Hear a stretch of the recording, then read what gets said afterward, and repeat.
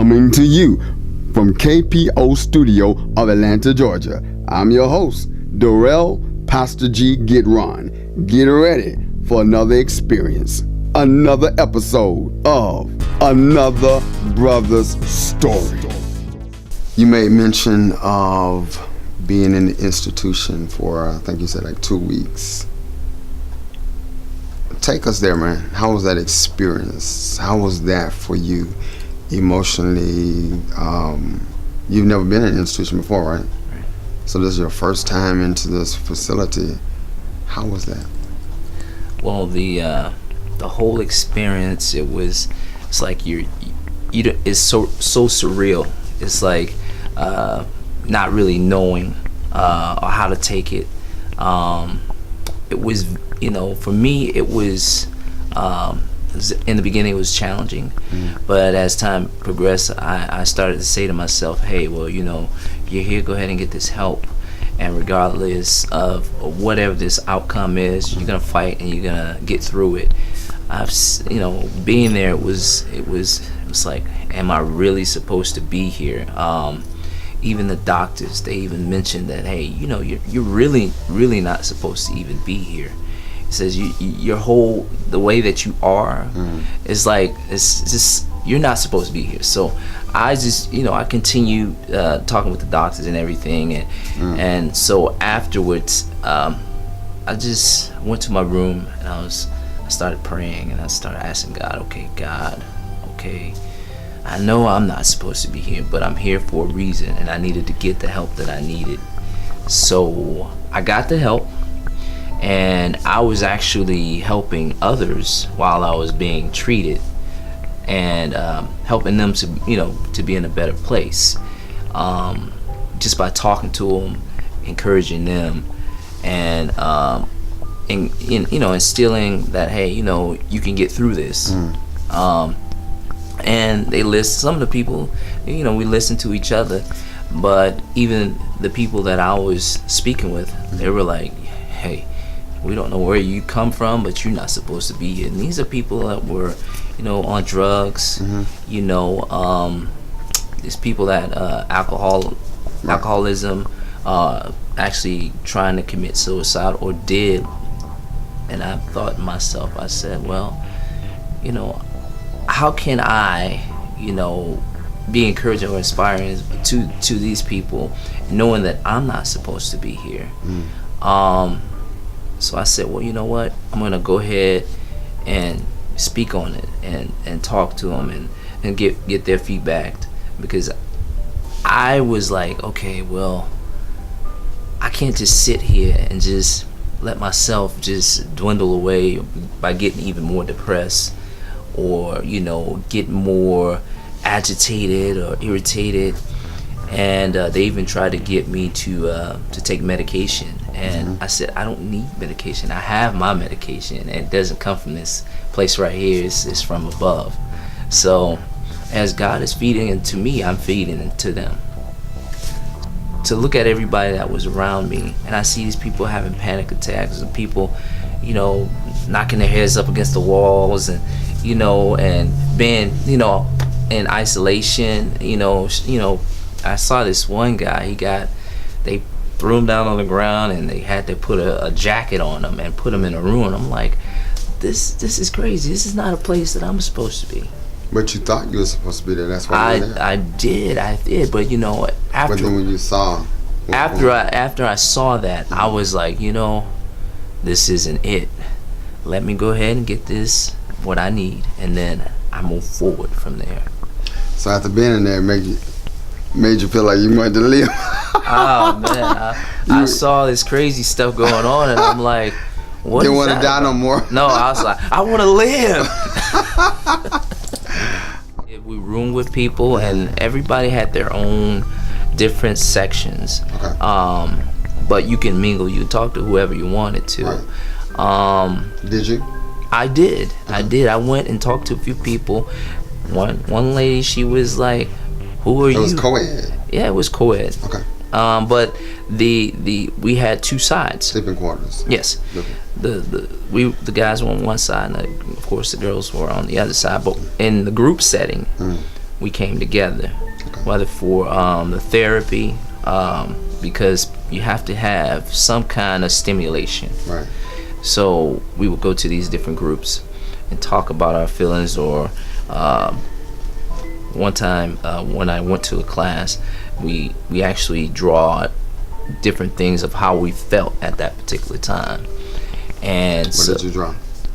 I drew a heart, and it was cracked and broken, and it was like black at the bottom where the heart, at the end of the heart, and it was leaking like black, like I would call it, for me it was blood, and just torn basically into two, because I couldn't believe everything that had happened, and it was, it was still like happening to me, or it happened to me for a reason, yes, but I just felt like my heart was just at a point to where it was just so broken. And so for me, I just had to say, well, you know what, I'm gonna express this, I'm gonna move past this, I'm gonna move forward. And so once I drew that, I kind of felt a little bit better, because You that's expressed this in the group. right. Okay. And because we went around, Were you honest? I was very honest. Okay. And it actually touched the teacher. She pulled me aside. She was like, wow, that is so, like, you really touched me, just by me expressing, what it meant. So. And so you felt that helped you? Yes. By being able to share with these strangers what you were dealing with? Yes, because sometimes it takes a person that's on the outside to look into the situation, instead of you always trying to look out of your situation. It's better for others to really fully understand, so they're like on the outside of my bubble looking in. So it was a setting where they pretty much was listening to you, not necessarily giving their input or opinion or anything, but just listening? Right. Okay. And so no one counseled with you at group. It's just a thing of you sharing. No one give you any feedback. Right. Well, they share their thoughts. Okay.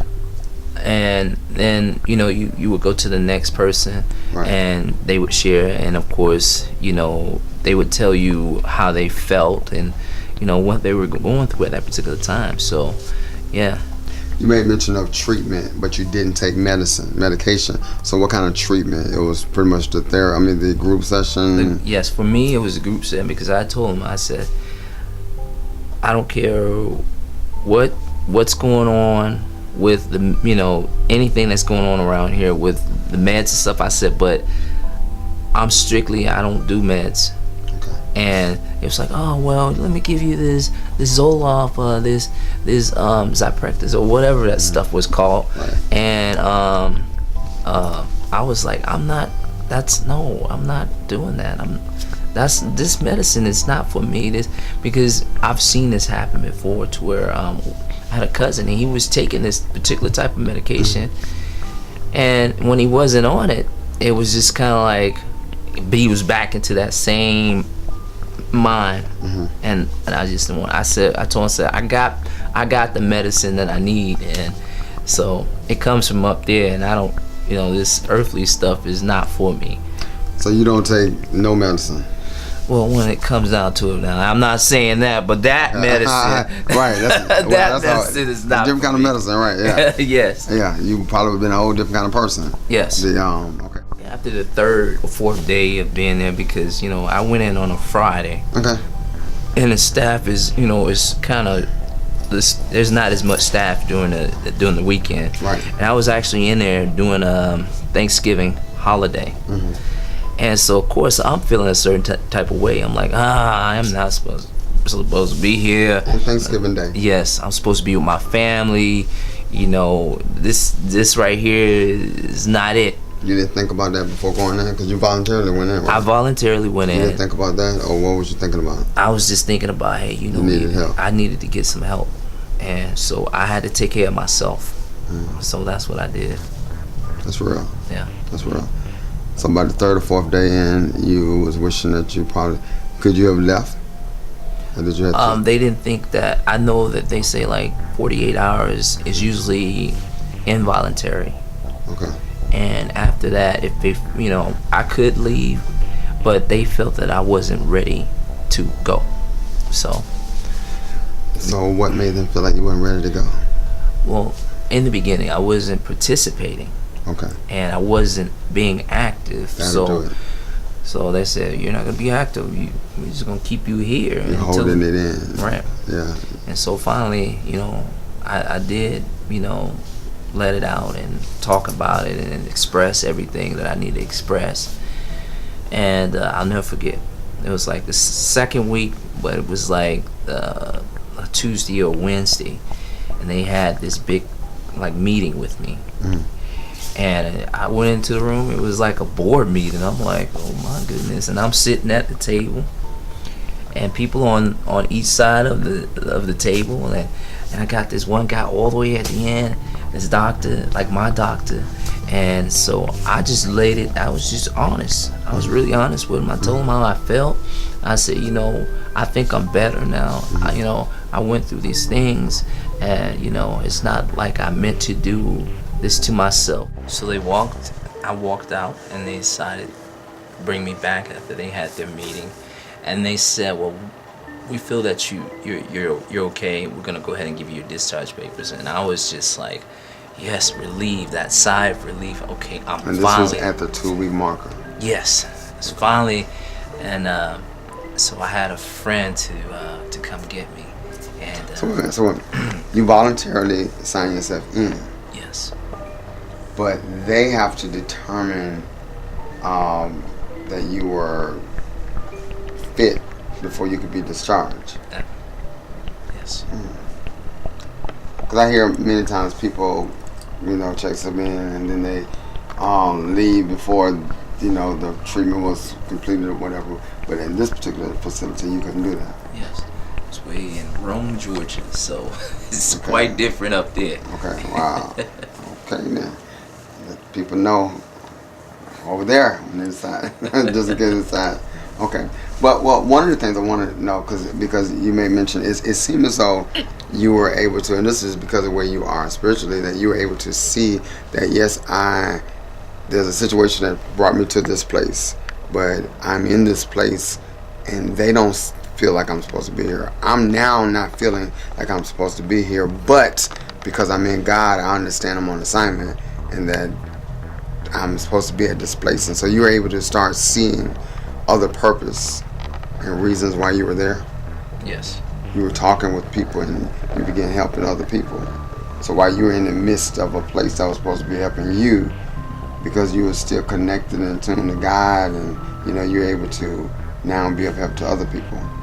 Right. Yeah, that's real big. That's real deep. Somebody needs to know that and hear that, because a lot of times we can become so consumed with what we're dealing with, and we're yet supposed to be of help to other people in those situations. It actually makes our load lighter, but many times we're so focused on me, myself, and I. Right. So that's good that you were able to, after pretty much attempting suicide, being placed in a facility, to be able to get to a good state of mind, to be able to, you contribute that to what? I contribute that to just, I guess, holding on to something, my faith, and knowing that the purpose was probably a little bit bigger than myself, and I had to realize that, and so I had to grasp it and take it in, and just talking with God and asking Him, why do I need to be here? And for the moment, even if it was for just that one moment, I could have changed someone else's life for the better. So were you holding on to the same faith when you were thinking about committing suicide? Did you let it go, or was it that you had faith but you were just tired? Or I think it was just that I was just really tired. You know how you get tired of just being tired of being tired. That's just where I was at that particular point. Yeah. Been there. That's why I can ask you that. That's why I asked it that way. Yes. Because it's not that you've lost faith or whatever. I got faith and everything, but I'm just tired of dealing with this anymore. Yes. And so a lot of times that's when the time when you just need help. And so it's good that you're smart enough to seek it out. So would you advise anybody else? Do you think it helped you? Let the facility help you? Would you encourage anyone else to take that same route? I would encourage anybody, if you're at a low place in your life, or if you feel that need to where you just feel like, okay, well, I'm gonna end this. I would say, go get that help. Don't wait. Don't hesitate, because once you begin to hesitate, that particular point, you could make that mistake and you could end up ending your own life. And so you don't want to do that. You want to go ahead, get the help, seek out that help, and then progress from there. So. Okay. Yeah, because you begin to feel better once you was talking in the groups. Yes. In the group sessions and everything. And that's good. And a lot of times we need to just feel like we're being heard. Somebody, care enough to listen, So you got that. You got that. You didn't get that before from the relationship, but now you're in a place where everybody was listening to Agapé. You see what I'm saying? Right. What do you have to say? We're paying attention to you. Awesome. Now the other side to that's kind of that's a place you've been and everything, Yes. but going back to your name and your energy and your spirit, there's a joyful, pleasant kind of sunshiny side to Agapé, because in order to be this way, from a daily basis, to have your smile and your good energy, there are things that you tap into. There are things that help you keep that, maintain that. What are some of the things that you do, that you engage in, that help you shine like you do?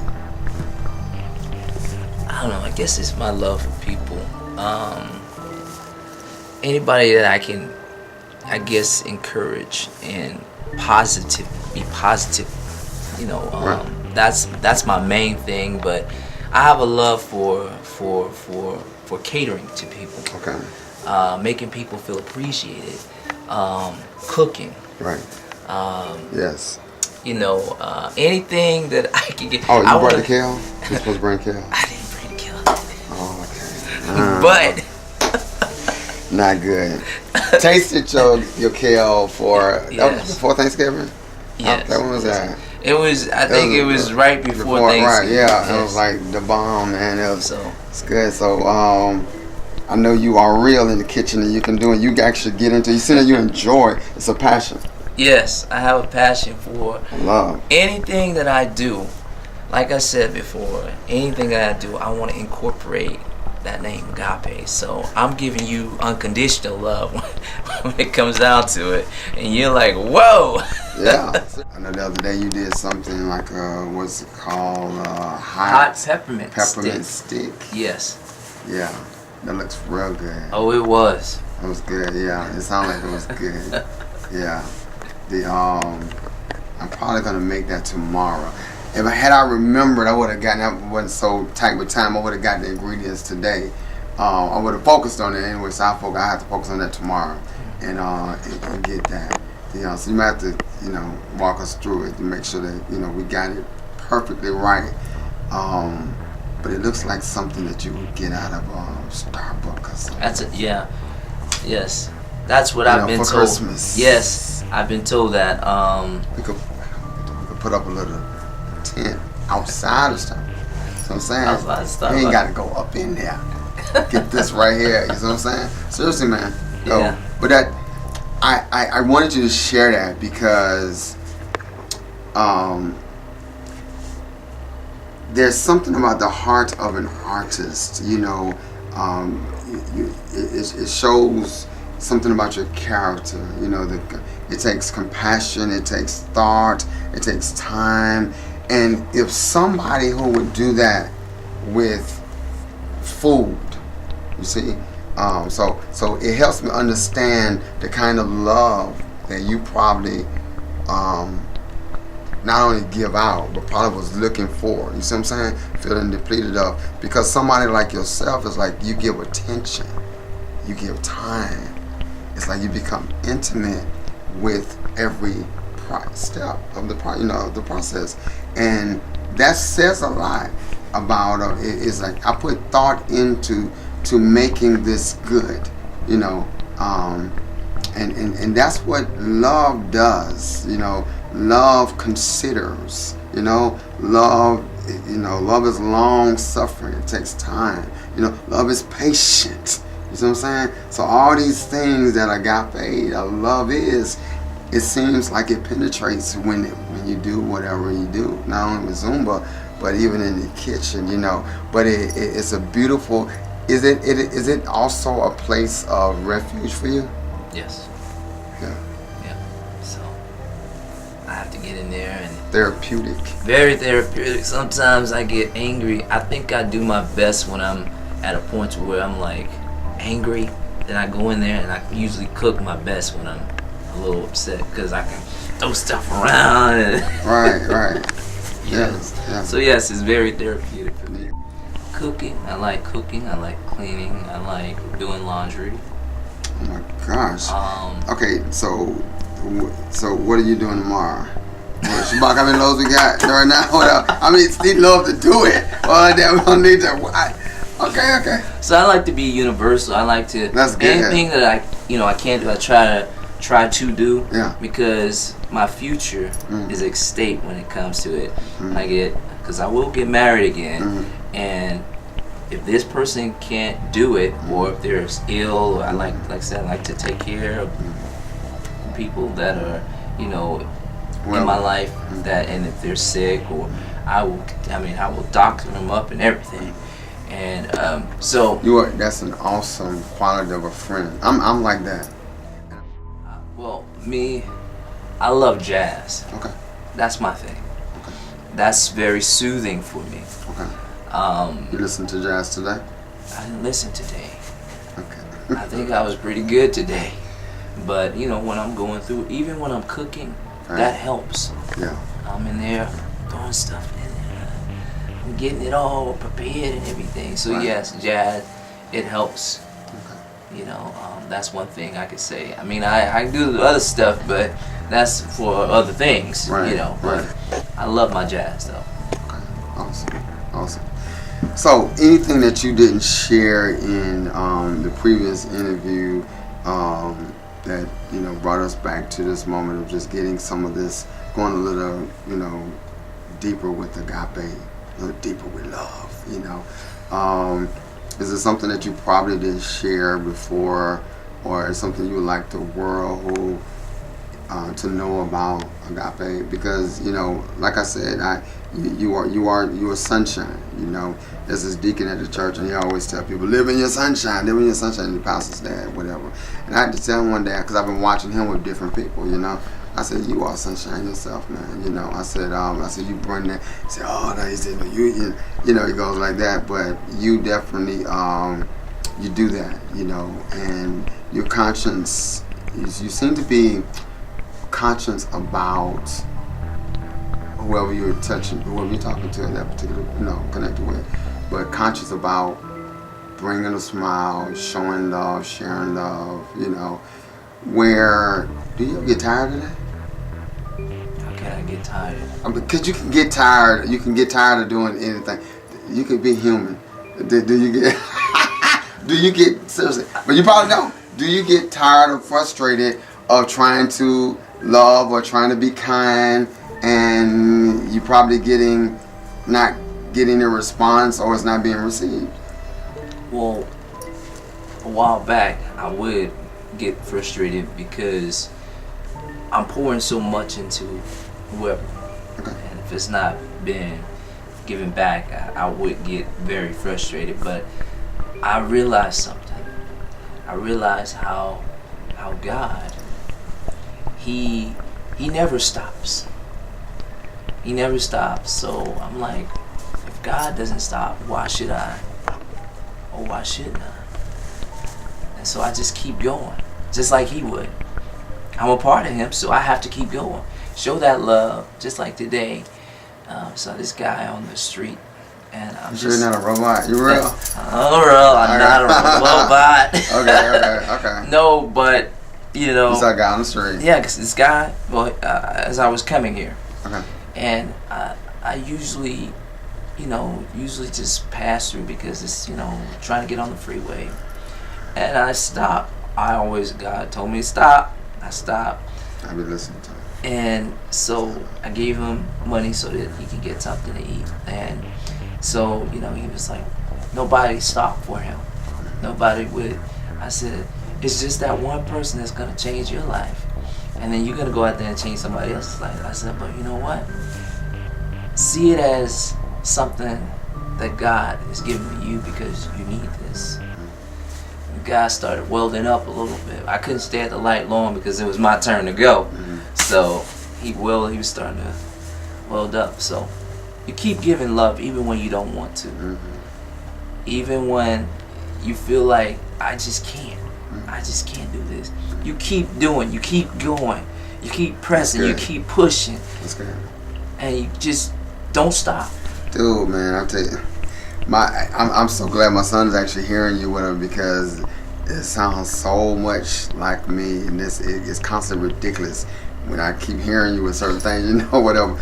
But and you've already depicted, you've already seen this, but it's difficult for me not to, even people who have wounded me, if you call me, man, I can't rest until I be there for you. I don't want you to hurt. I don't want you to go through whatever. Even though I know you probably gotta go through that. That's coming back on you or whatever. But I even help people through stuff that they got themselves in because of probably what they did, whatever. I don't know, But I just, if I can help somebody, if I can make you smile, if I can lift you up, if I can make it easier, if I can make it better, if I can make you smile, I just want to do that. I've never not known being that way, So, have you ever known that when you wasn't this way, and then you just became this way, or have you always been this way? Well, I think I've always been this way. I just didn't know. I kind of had to grow into it. And I think that's anything that I ever do. I had to grow into it. And so, not really knowing because I was always the silent one. Grow into it or grow into understanding of it? Because I'm talking about just like you like to take care of people. You like to give you this nurturing part of you, and caring part of you. This is which means you had to grow into that. Meaning, okay, I'll give you an example. Okay. As a child, as growing up, my aunts and my mom and grandmother, and all the women, right. I would still cater to them, massaging them, feeding them if I had to, or like my grandmother, she liked coffee, and I would go and make sure she had her coffee. She'd make me run to the store sometimes and go pick up some tobacco, like, hey, that boy, you gonna go pick out me some tobacco? I need some tobacco now. It's like, okay. Now, back then in the 80s, they didn't really care. They right. go ahead and sell it to you. Right. But I make sure that she had everything she needed, And right. so that's why I say I had to grow into it. I guess in an indirect way. You didn't mind doing it? I didn't mind doing it. Okay, so it was there. You had to grow into understanding who you really were or whatever. But you were already doing stuff that you didn't mind doing. Right. Yeah. So. Because you knew it was what she wanted or what would help her. Right. Yeah. That's, a lot of people do things grudgingly. They don't really want to do it. They're just doing it, whatever, But it says a lot. But how old were you then? Young? I was around 6, maybe. Okay. Yeah. And that's awesome, man. And so you're still that way now. You've grown. It's grown with you. You become more in tune to who you are, what you do. That it is a gift. I believe it is a gift. You're gifted in that area a little bit or whatever. Because do you ever feel lonely? Well, not now. before, when I was much younger, I would have to say I did as a child. I felt lonely. But as I got older, like in my 30s, I haven't felt alone. You know, in my 20s, yes, greatly. You know. So you feel like you're now getting this love back. You're at a good place, and with that, you feel like you're getting love back. And when I said lonely earlier, I was meaning in reference to that. So sometimes after you give, but then you're not getting back, so you feel kind of like a loner, you know, because you know. So now you are feeling like you are getting back from people. Yes, I'm feeling now even more so that I'm getting back what I've been giving out for years. That's good. So that's very powerful right there. You know, one other thing, you know, as a child, I was abused as a child, and which it physically or sexually? Sexually, even physically, I was abused. How old? I think it started when I was about 2 or 3. And I had to go through my life trying to trust people. That's why I believe it was very challenging for me to trust people at a young age. And you want to trust as a child. Kids are just trusting of everybody and thinking that they won't get hurt. But reality is that you do. And being somebody that I trusted, my mother trusted, and had, you know, spent time with me, and for them to take advantage of a situation. So it was really rough, you know. What happened? My father's cousin basically molested me, and it could be very graphic. If I tell this is very graphic. And this person was, like I said, my dad's cousin. He was a gay male, okay, and he basically, my mother left. He had me in the living room, and basically he began to touch himself and bringing me closer to him, and he ended up basically masturbating on me and rubbing it into my skin, all over me, as he took off, because at the time I was wearing a diaper, and he took it off of me and rubbed it just all over. And then once he was done, he decided, okay, well, I'm gonna go ahead and clean him up. Nobody ever know. And I never knew why I couldn't trust this guy. Until I, you know, when you think really hard on some things, it was more like, that's what happened. I remember now.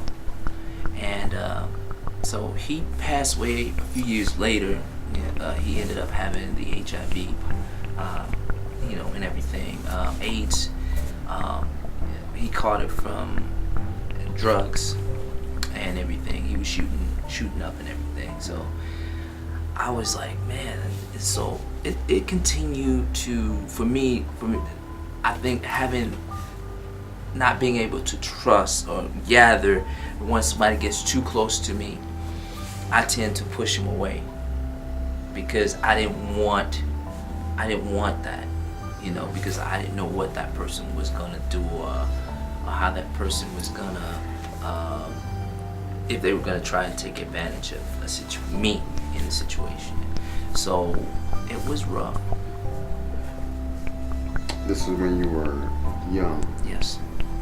And so when you say you were like 2 or 3, it's amazing. A lot of times people think that when people are young that they can do anything to them or say anything, they're not going to remember. But sometimes you get flashes, even if you don't remember everything. So did it continue after that with anybody? Or? It happened. This was with one of my uncle's friends. You know, he always came around. He was around, and you know, with my uncle, we'd hang out at the poolside or whatever. And basically, one night, I was home. I was at my grandmother's house, and I was doing my homework. And he came by. He said he had to use the restroom. And so, of course, me not thinking anything else, I let him in. He goes to use the restroom. I'm sitting there doing my homework, and he decides to come in and ask me, "You need help with your homework?" I didn't understand, so I was like, I need help. So afterwards, he's telling me how I have a nice smile, and starts to touch me, basically. And one thing led to another, to where he ended up molesting me. And my uncle, the next day, when you say molesting, he penetrated me. And that's one thing I would never forget, because the following day, my uncle, he did ask me. He says, why are you walking like that? What's wrong with you? I said, nothing. I fell between a pole. And just so he wouldn't say anything, because the guy told me if I ever told anybody, he would kill my mother and my sisters. And I won't have anybody, because I would be to blame for them being killed by this man. So I kept a tight lid on everything. So, but those are things that have, that's changed me. It altered me, but it also did one other thing, and that is, it made me this person who I am. It made me who I am right now. So you were actually raped? I was. And then there was another time that happened. And after that? Well, yeah, after that. That was one other time. You tell me that was a young person? I was young. I was about 7 or 8. And this was supposed to be my friend. And he was continue to do this. We'd meet up, we'd hang out, and he'd do it again. And I told him to stop, a few times, and he just kept doing it. Every time, because this is something that I was, I thought this was what a friend would do, not knowing this is not it. This is not what's supposed to happen. So one day I got so angry, so fed up, so furious.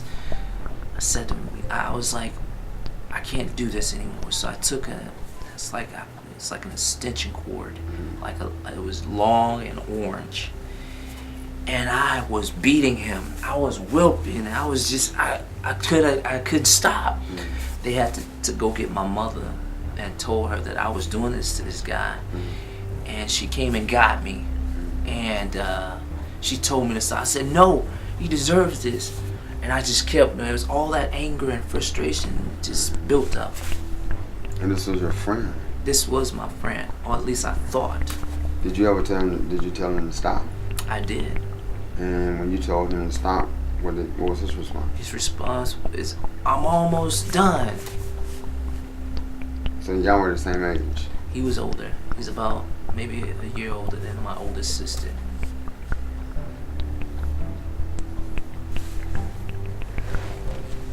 Did you cry?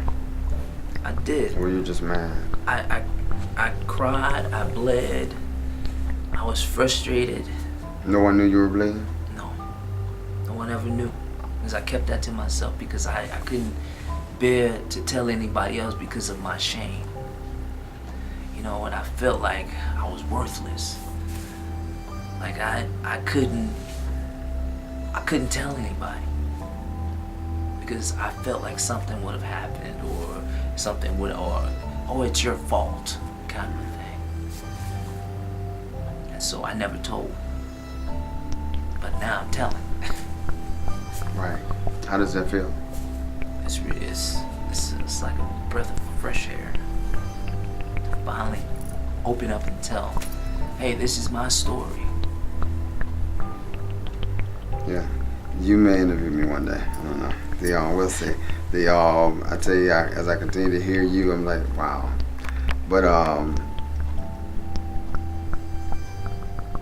you had some incidents that took place prior to this time. So when this was going on, what was going through your mind? Did you not make a connection, or you actually thought it was separate, or had you become used to it because of what previously took place?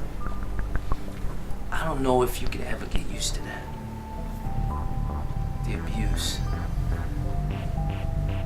I don't think you can ever. Because when you were 2 and 3, something happened, and then after that, when you were, like 6 or whatever, something happened, and so then now this going on. So I was wondering, did you what state of mind were you in? Because you had prior experience now. So what state of mind were you in? State of mind was, I guess I was numb. Okay. I guess that's the best way to describe it. And so, after that, anything else? After that, it was a while that went by. I don't recall anything major happening after that. I mean, I had been approached. I was a dancer, of course, at one point in my life, but I don't know if it could have possibly catered towards that. There's a big possibility. So you're saying that it's a possibility that everything you went through subconsciously led you into male dancing, stripping? Yes. Not really realizing it, but it was something. It was introduced to me from another friend. He was also a dancer at the time. I didn't know that that's what he was doing. He just kind of catered it and kind of slowly moved me into that, because the nightlife, I enjoyed doing the nightlife. I had been doing the nightlife since I was like maybe 17 years old. We have to go to the comedy club one day. So you still do it? Huh? You like comedy club? Huh? Seriously, spoken word and all kind of stuff, whatever. Yeah. Okay. All right, cool. I always be looking for somebody to go with, whatever. So that's cool. Somebody can make it out safe with. Yeah. No, but I don't go no wild places. What else? But that's good. Yeah. So, and that's one thing I love about Atlanta. Something's always going on. I love that about New York. So you've always been a nightlife person, and so from there, you decide to go and I do this. Right. So I tried out. Of course, you have your auditions, as anything that you do when it comes to things like that. You weren't nervous? Yeah, I was nervous. And you were cocky? I was very nervous because this is something I've never done before. Right. New experience. Did you let them see you sweat? No, they didn't see me sweat. Okay. So my friend, he was there with me. He said, just relax. He said, tell you what, how about you get a drink before you go on there? And, you can, it'll make you feel better by just getting up there and just doing it. I was like, all right, now take a drink. So he just kept giving me drinks, and so finally I went up, and they actually liked me. And so who was that? Chippendales. Okay. And so there's two types. You have your traveling type, and then you have your locals. I was a part of the traveling type at first, and then I did a little bit of the local, because the traveling type, they make a lot more money. So you were a traveling Chippendale. Yeah. Okay. Yeah, and I was 21 at the time. I did that for about a year and a half, and then I was like, I can't do this anymore, because the things that were going on, from the drugs, from the sex, it was something that I knew that I shouldn't be a part of. So I decided to leave, and I left. I finally said, okay, I'm leaving, and put me on the spot, places I said I would never go and I would never do. They kind of did it anyways. I was mostly for me, I was like, well, I'm only gonna do this is what I'm not gonna do. I'm not doing the gay scene with guys. I'm not dancing with them. And I'm not gonna be having sex with these women.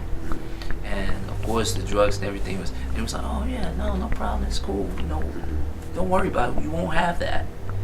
And so they knew that I wouldn't do it. The guys knew that I wouldn't do it if I knew where we were going, because I'm always asking questions about where are we going, what are we doing, right, and what kind of environment. So they wouldn't tell me. They wouldn't tell me what type of environment we would be in. And so finally, I just went ahead and I went. And so as I'm looking out until it's my turn to come up, and I go on stage, and I'm looking at them. I'm like, okay, well, I'm thinking this was supposed to be women's night, and that wasn't the case, because I actually thought the person that came on the stage was a lady, looked like a lady, sounded like a lady, act like a lady, had a rack like a lady, everything was just like a lady. And come to find out, this was an environment that I had already mentioned in my contract that I was not going to do. That right there gave me grounds to remove myself. So it's like, nah, man, just don't worry about it. Just go up there. This is where you're going to make your serious cash. I'm like, I don't care how much money it is. My whole thing is that I said this was one thing that I was not gonna do. So now you got me in a position. So I decided, I left where I went back to the hotel where we were staying, and it's like, why'd you leave? I already told you, it's already in my contract. This is something that I was not gonna do. I have morals. If I know I'm out here stripping and everything, but certain things I'm just not gonna do, and you just have to respect that. I don't expect everybody to be the same or like me. I don't expect it, because everybody's different in their own way. But for me, that was something that I was not gonna do. And so yeah, they made pretty decent money that night. Of course, they did after parties and all. I need to get away from that, get some serenity, that type of stuff. So, but after about, like I said, about a year and a half, I decided to give it up, and I did. Throwing the towel, the whips, and everything. The whips, chains. What was your stage name? Romeo. Romeo. You got a tattoo? Say Romeo? Yes, I do. Oh, you'll never forget that then. Okay. So what did Romeo wear? I was more of the exotic type, so it's more like leather, everything leather. Okay. Yeah. So you kept everything on for the most part? Yes. Okay. Cool. I know you said that there was somebody who actually had girl to come on stage, and they wrapped themselves around, yeah. Whatever. The guy, he wrapped himself. He has nothing. You can kind of see through the black cape type thing. Right. Wrapped himself around her, and she's doing right whatever she was gonna do up under there. Right. And that's just something I wasn't willing to do. Right. Yeah. Okay. So after a year and a half, and you remove yourself from that, yeah, man, your life seemed to have taken many different turns and spins and experiences on so many different levels. And you say it was 21 then or whatever, so and then they went against the violating pretty much the agreement.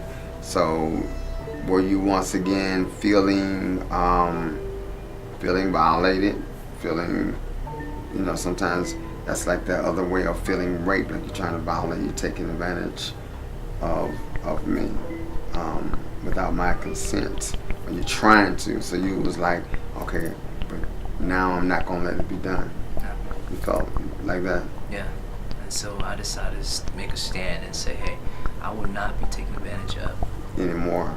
Yes. Pretty much Yes. what it looked like to me. Right. It sounded like that was a way of breaking for you Right. for all the other times when you did not or couldn't. Right. Yeah, that's what I hear. Awesome, man, awesome. Well, my question for you, sir,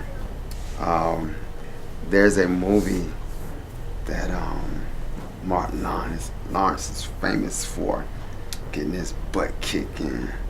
The line between love and hate. There's a thin line between love and hate. And the question with everything you've gone through, you know, first of all, I give glory to God that you've gone through everything that you have. Probably hear it in my throat a little bit. That, you know, so, and the thing about it is, like, I could be holding back one way and it'll come out another way. Okay, so so much that you've gone through. I thank God, you know, that you are the being that you are. I know some people who are bitter. They're angry. You know, they're hateful and they're hurtful because of what they've been through, because of what happened to them, you know? And nobody can help them. People can say, and everything you say to them, yeah, but it's almost like you don't understand, or I should be able to feel this way or whatever. And granted, they should be able to.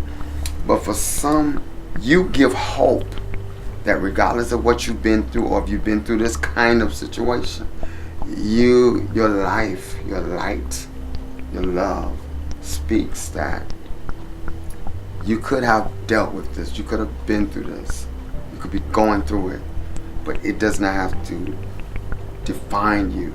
It does not have to determine how your response or your future will be. You know, you're evidence of that. You're evidence of that. And so prophetically, or definitely on point, the spiritual mother, you know, was to even look at you and say agape, you know, and then it becomes something. I really believe it was God's way of giving you something, because he knows your makeup, and giving you something to express and live up to and walk in. You know, you're needing something, and so give him agape, and then it begins, you know, that becomes your purpose for wherever you are, you know. And even earlier, as you was expressing God, you know, and so you embody agape, you know. It's yeah, you know, and yeah. There's a poem that I wrote entitled "Agape for Christmas," and it just because I'd already been dealing with love and helping people. You know, you can speak in tongues, you can have faith, you can move mountains, you can shout, praise God, know scripture. You know, you can heal the sick. You know, but if you don't have love, the greatest of these things is love. You know, and unconditional love is something that is not is rare. And even to the body of Christ, you look for unconditional love, and it's like, where? So I say to you, continue to be that beacon of light. It's going to be that thing that you're going to have to constantly. Do you find at times that it's not easy, or it's just easy for you? I mean, at times it can be a little challenging. Right. But that's to give just, that unconditional love. That's just part of life. Right. Human nature. Right. Human nature, and you're not God. No. But that God-like way comes up out of you. Yes. And you like rise to that. Yes. You know, not see that. Yeah. So we have to go through to get through. So is there really a thin line between love and hate? No. There's not. No. I think love is stronger than that. There's People not. get them confused.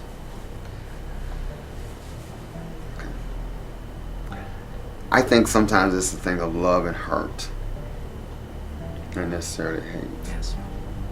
What you think? Absolutely. Powerful. People, we say it often, there's a thin line between love and hate. But just because the world say it does not mean we have to believe it. Just because they sing it, you know. Right. And if it's really love, it's not a thin line. Yeah.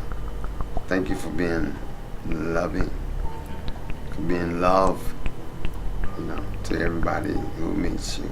And I'm hoping and praying that everybody who meets you, and there have already been some persons who've seen and been, they call it amazing. What's the word those is? You know. And so I feel like this is a weekly show of you. I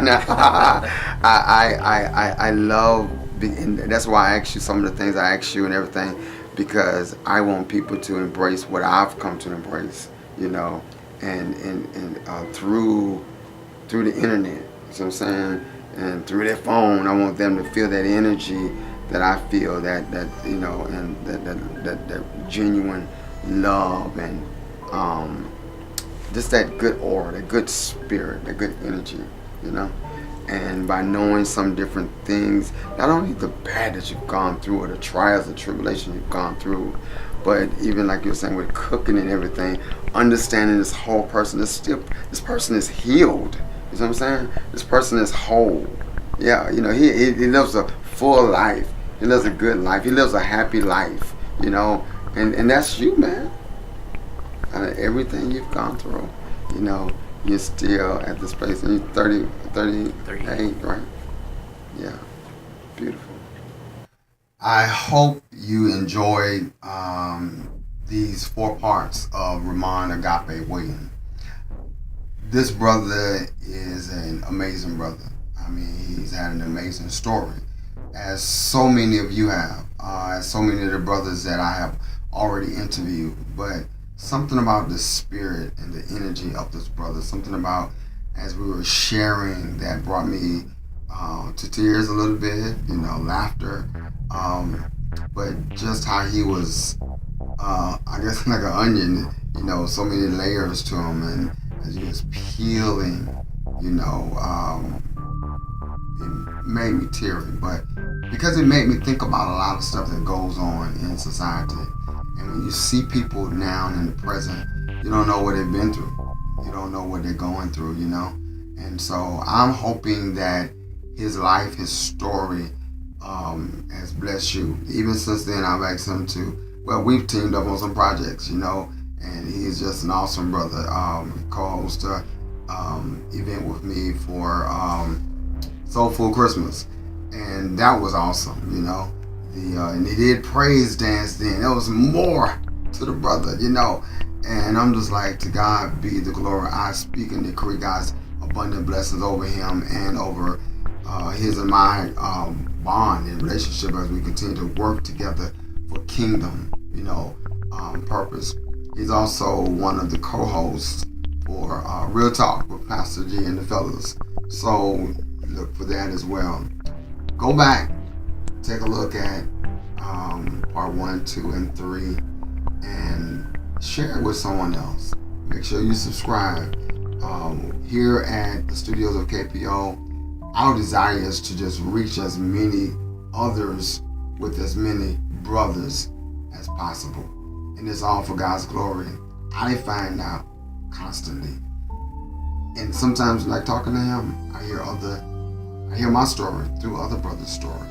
But there's so much to each brother's story, so much to this brother's story, that is definitely going to bless you. So stay encouraged. God bless you. Agapé, I love you, man. And thank you for sharing. Don't you ever stop sharing. Don't you ever stop being who God has called you to be. You really impact my life. Continue to do all you do. Don't let nothing or nobody discourage you. You are truly a treasure that God has preserved for such a time as this. Thank you. God bless you all.